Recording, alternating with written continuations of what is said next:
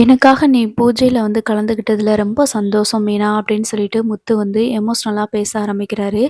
நான் உங்களுக்காகலாம் வரல. அம்மா கட்டாயப்படுத்துனாங்க. அதனால தான் வந்தேன் அப்படின்ற மாரி சொல்ல, எது எப்படியோ நீ வந்தீல அது எனக்கு சந்தோஷம் தான் அப்படின்னு சொல்றாங்க. அந்த நேரம் செல்வம் என்ன சிஸ்டர் நீங்க இப்படி கோச்சிட்டு போயிட்டீங்க. நாங்க எல்லாரும் வீட்ல இருக்கிறோம். ஆனா முத்து மட்டும் கார் செட்லயே தங்கியிருக்கான் தெரியுமா? அப்படின்ற மாரி சொல்றாங்க. என்ன சொல்றீங்க? எதுக்காக நீங்க இங்க தங்கியிருக்கீங்க? அப்படின்னு சொல்லிட்டு மீனா கேட்குறாங்க. ஆமா மீனா, அந்த வீட்ல எனக்கு சோறு போடுறது நீ மட்டும் தான். நீயே இல்லைன்னா, எனக்கு யார் அங்க சோறு போடுவா சொல்லு? இங்க தான் நான் தங்கியிருக்கிறேன். எங்க அம்மா அங்க வரக்கூடாது அப்படின்னு சொல்லிட்டாங்க. ஏன்னா, அவங்களால கறி, மீனு, மட்டனு, சிக்கனெல்லாம் சாப்பிடாம இருக்க முடியாதாம். அதனால எனக்கு சோறு பொங்கி போட முடியாதுன்னு சொல்லிட்டாங்க. நான் இப்போ கார் செட்ல தான் இருக்கேன் அப்படின்ற மாரி சொல்றாங்க. உடனே மீனாவுக்கு ரொம்பவே அழுக ஒரே அழுக அழுதுட்டுருக்காங்க. இதெல்லாம் நீ அழுகுறதுக்காக நான் சொல்லல மீனா.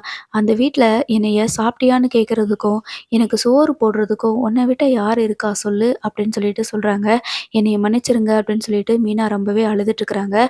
அழுகாத மீனா, நீ நான் குடிச்சிட்டு வந்ததுனால தான் கோச்சிட்டு போனேன்னு கண்டிப்பா என்னால இதுவரைக்கும் நம்ப முடியல. வேற ஏதோ காரணத்த நீ மறைச்சு வச்சிருக்கிற. நீ அத சொல்ல முடியாம தவிச்சிட்டுருக்கிற. என் முகத்த கூட பார்த்து உன்னால பேச முடியலங்கிறது எனக்கு புரியுது. நீ எந்த அளவுக்கு என் மேல காதல் வச்சிருக்கங்கிறதும் எனக்கு தெரியும். அப்படின்ற மாதிரி முத்து சொல்லிட்டுருக்காங்க.